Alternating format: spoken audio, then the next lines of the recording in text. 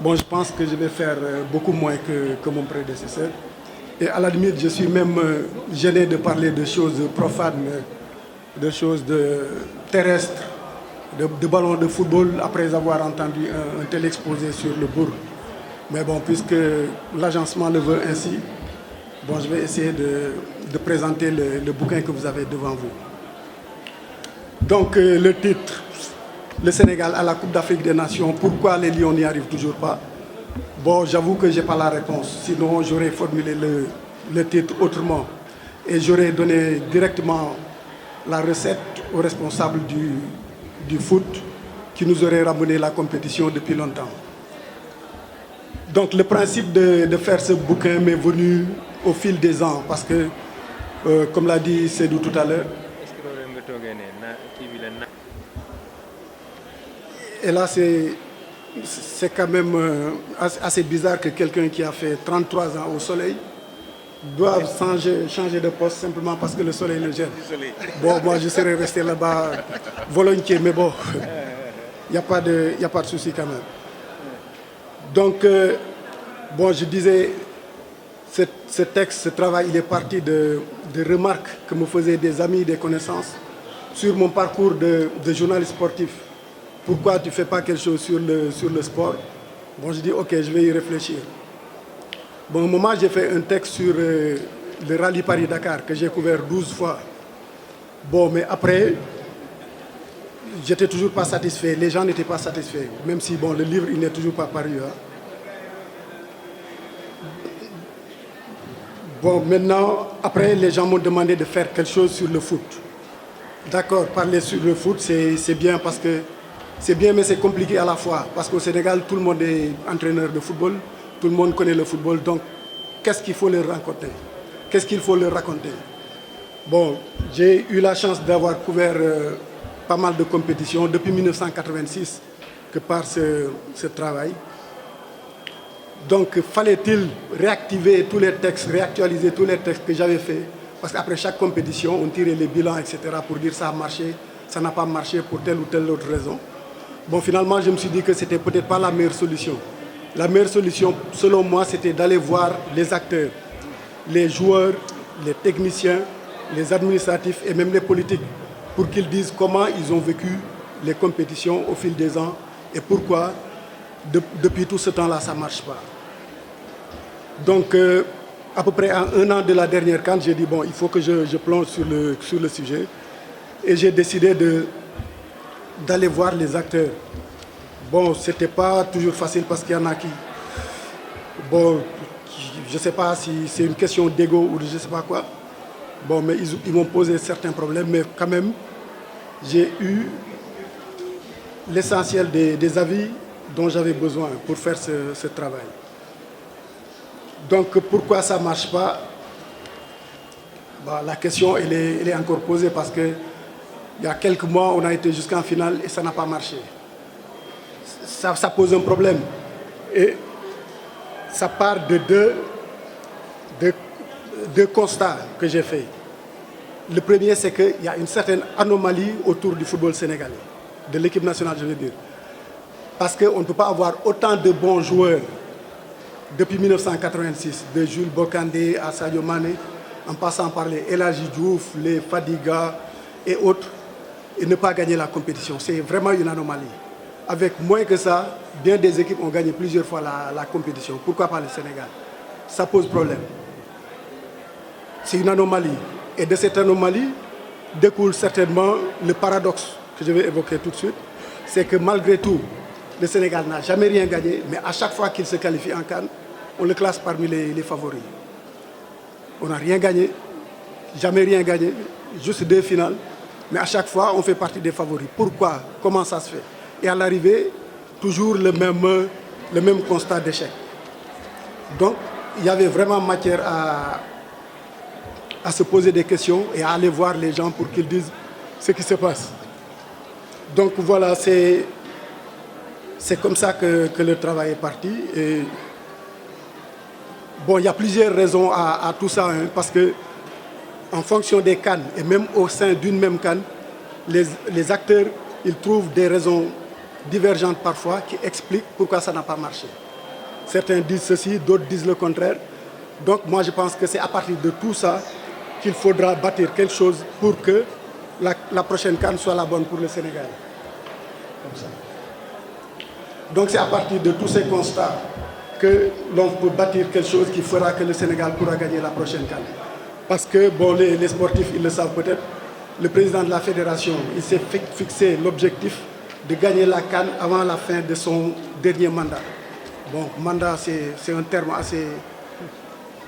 assez compliqué ces temps-ci, il ne faut pas en parler, mais bon, on est dans le sport. Je peux bien me permettre de parler de troisième ou de dernier mandat, parce que c'est comme ça. Je ne risque pas d'être viré parce que je suis à la retraite. Donc, voilà.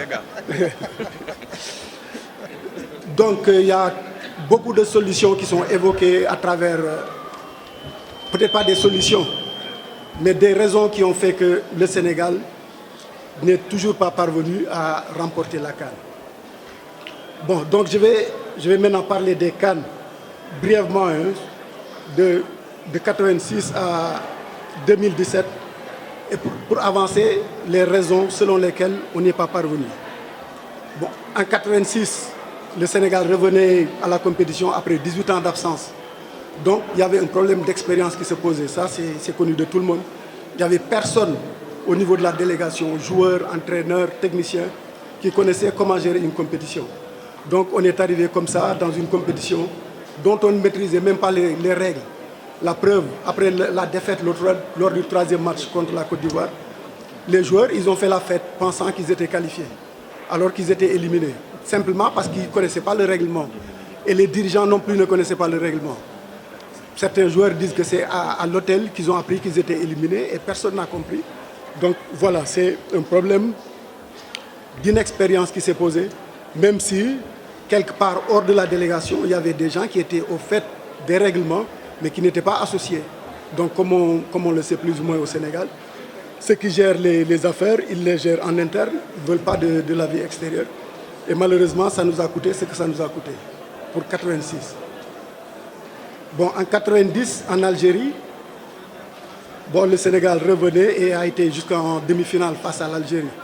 Bon, il s'était posé des problèmes politiques et sociaux, parce qu'en ce moment-là, c'était l'émergence du FIS, le Front islamique du salut.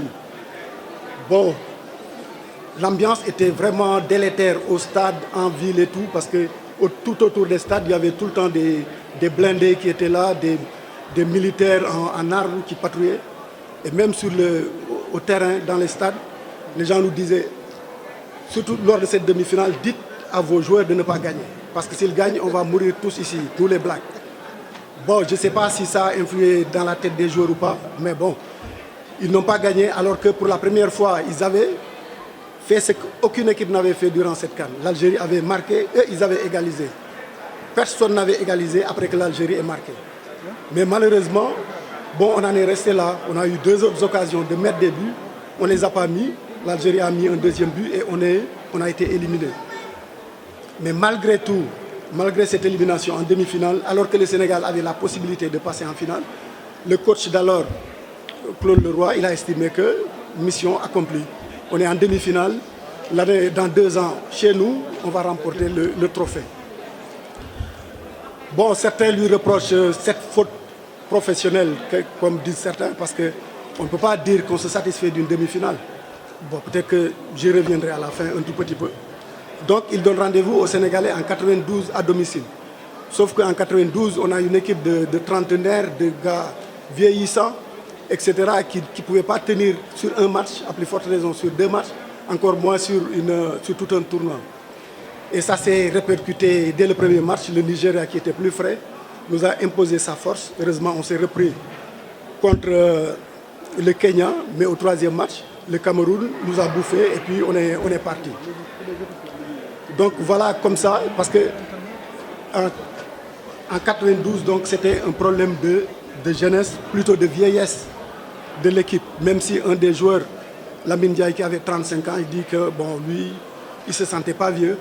Mais sur le terrain, on a bien vu que tous, ils étaient vieux, débordés. Certains ont joué un match, après ils ont disparu. Voilà. Bon, en 1994, Mamadou Diallo, qui était un des joueurs, il a dit que c'était la génération sacrifiée. Et bon, tout le monde lui a donné raison. Parce que dans la foulée de la déception de 1992, tout le monde s'était relâché. L'équipe n'a pas eu les moyens qu'il fallait, s'est préparée un peu à la va-vite, si bien qu'elle ne s'était même pas qualifiée sur le terrain. Il a fallu une réserve ou la disqualification de l'Algérie pour que le Sénégal soit qualifié. Bon, il a été en phase finale. Les gens se sont débrouillés comme ils ont pu. Ils se sont arrêtés en quart de finale, même s'ils auraient pu aller un peu plus loin. Mais j'espère, et tous les acteurs de 94 aussi le disent, s'ils avaient été mis dans les meilleures conditions, ils auraient certainement passé le cap de la Zambie en quart de finale. Après, on est resté 2 éditions avant d'aller à la CAN en 2000.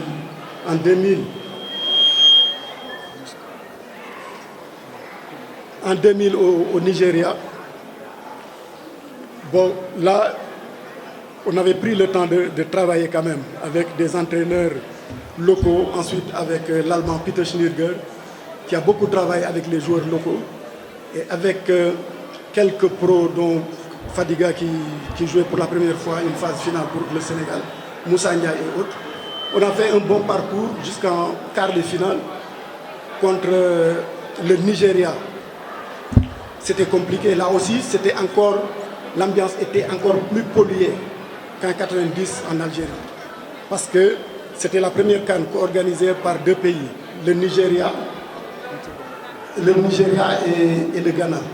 Le Ghana venait d'être éliminé en quart de finale. Donc pour le Nigeria, il n'était pas question d'être éliminé aussi en quart de finale.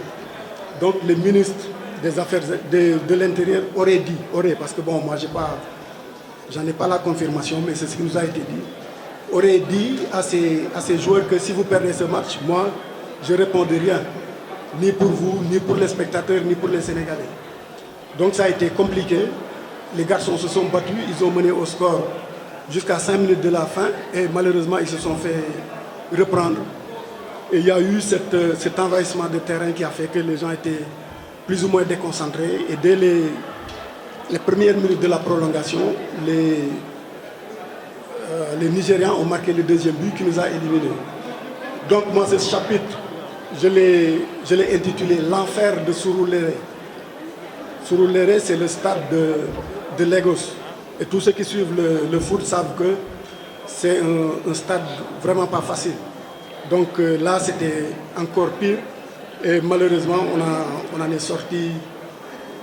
est sorti avec une défaite, alors qu'on avait aussi la possibilité de gagner. Parce qu'à 1-0, Sénégal qui mène dès la 7e minute, en 2e mi-temps, on avait une occasion de but que Hassan Ndiaye, qui repose en paix, n'a pas pu transformer, remonter, et on a perdu à l'arrivée. Bon, en 2002, ça a été longtemps la référence du football sénégalais. Parce que pour la première fois, on a été en finale. Une finale, un parcours vraiment élogieux où tout s'est super bien passé. Et en finale, malheureusement, ça s'est joué au tir au but. Bon, les tirs au but, c'est pas que le hasard. Il faut se former à ça aussi. Tout le monde a déjà raté un penalty, mais il faut se préparer à bien le tirer. Mais là, 3 de nos 5 tireurs ont raté, simplement parce que certains ils sont allés comme pour exécuter une corvée, quoi. Ceux qui devaient tirer ont fui. Bon, certains ont pris leurs responsabilités et ont tiré n'importe comment. C'est passé à côté ou bien c'est directement tiré sur le gardien. Voilà, on est éliminé. Ali Cissé, dans le bouquin, il dit, première question, pourquoi on n'a pas gagné cette CAN? Il dit parce que j'ai raté mon tir au but.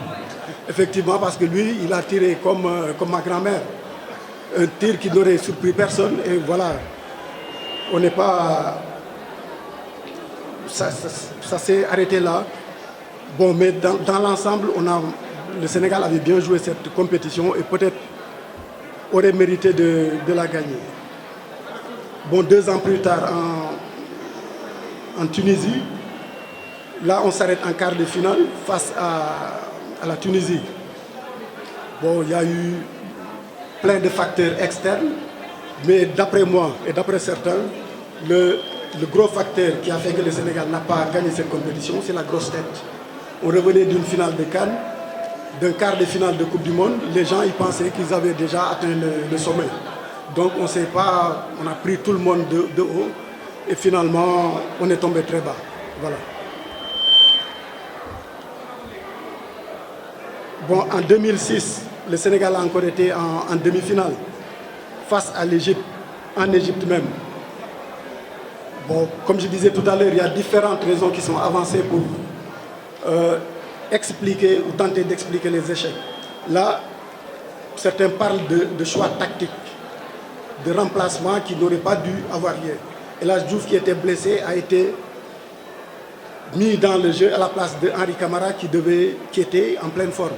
D'ailleurs, lui, il dit que c'est ça, il l'a toujours au travers de la gorge et il en veut toujours à Amara, qui n'était pas le coach principal et qui a procédé au changement. Il était dans son match, on l'a changé, voilà. Mais Amara dit que si c'était à refaire 100 fois, il aurait refait la même chose. Parce que, soit dit en passant, nos entraîneurs, ils sont particulièrement têtus. Ils pensent tous avoir inventé le football, si bien que c'est difficile de leur faire changer d'avis. Mais l'autre fait marquant aussi, c'est qu'il y a eu une grosse faute d'arbitrage. Le Sénégal, à 1-1, le Sénégal avait un pénalty manifeste que l'arbitre a sifflé d'abord. Il a fait ça pour désigner le point de pénalty et après il a fait ça pour désigner les 6 mètres. Donc voilà, après, on en est resté là. Je disais que c'était ça le gros problème. Non, le gros problème, ce n'était pas ça. C'était surtout qu'il n'y avait pas l'accompagnement nécessaire de l'État. Parce que le ministre des Sports d'alors, il ne voulait pas de cet attelage Abdoulaye Sarr, Amara Traoré. Il a tout fait, il a vraiment tout fait pour que ce duo échoue. Pour la première fois, le Sénégal a été en demi-finale avec des entraîneurs nationaux. Mais après l'élimination, le ministre, il a trouvé le moyen de dire que, ouais, je vous l'avais dit, c'est des tocards, avec eux, on ne gagne rien du tout. Alors qu'eux, ils avaient été en demi-finale, ce qu'aucun entraîneur sénégalais n'avait fait. Et ils ont été volés vraiment comme au coin d'un bois. Donc voilà, moi je pense que là, c'est ça la grosse raison qui avait fait que le Sénégal n'était pas passé. Bon, en 2008, il y a eu des problèmes de vestiaire au Ghana, Tamale, avec Kasper Zak qui n'en pouvait plus, il n'arrivait plus à gérer son monde. Ok, donc il y a eu des problèmes tels que lui, il a quitté le navire en pleine tempête et Lamine Ndiaye a essayé de sauver les meubles, ça n'a pas suffi. Pour aller encore vite, en 2012, on nous parle de mystique parce que le Sénégal a perdu 3 fois 2-1. Mais il n'y avait rien de mystique parce qu'on n'a pas vu un ballon qui voyageait à travers les gens pour aller au fond des filets ou un ballon qui a refusé d'entrer dans les filets. Non, le football, il est comme ça, il a ses mystères. Et moi, je dis, c'était rien de mystique, il y avait juste les mystères du foot qui font que, bon, on a perdu 3 fois 2-1, suivant le même scénario, mais il n'y avait absolument rien de mystique. En 2015, allez, Giresse était en poste, il gagne le premier match. Après, il change les 3/5 de son équipe. Bon, tout le monde sait qu'il y a une phrase qui dit on ne change pas une équipe qui gagne. Mais lui, parce qu'il y avait des problèmes de vestiaire, d'ego, etc., il a voulu faire jouer tout le monde. Et malheureusement, ça s'est répercuté contre le Sénégal et on a perdu tranquillement. On ne s'est même pas qualifié pour le second tour. Et pour terminer en 2017, là c'est juste un problème tactique qui s'est posé aux Sénégalais. Le Cameroun qu'on a croisé en quart de finale, tout le monde le sait, joueur. Mais cette fois, ils ont décidé que le Sénégal était favori, qu'ils n'avaient pas de chance en attaquant le Sénégal. Ils ont choisi de rester dans leur base et d'attendre le Sénégal. Donc nous, on s'est cogné la tête sur le mur pendant 120 minutes. Et malheureusement, au tir au but, on a perdu. Bon, Aliou Cissé, qui était le coach, il a trouvé quelque chose d'assez positif dans ce truc. Il dit que c'est cet échec au tir au but qui nous a permis de nous remettre en question, de nous remettre en cause pour aller nous qualifier à la Coupe du Monde qu'on vient de disputer il y a 1 an.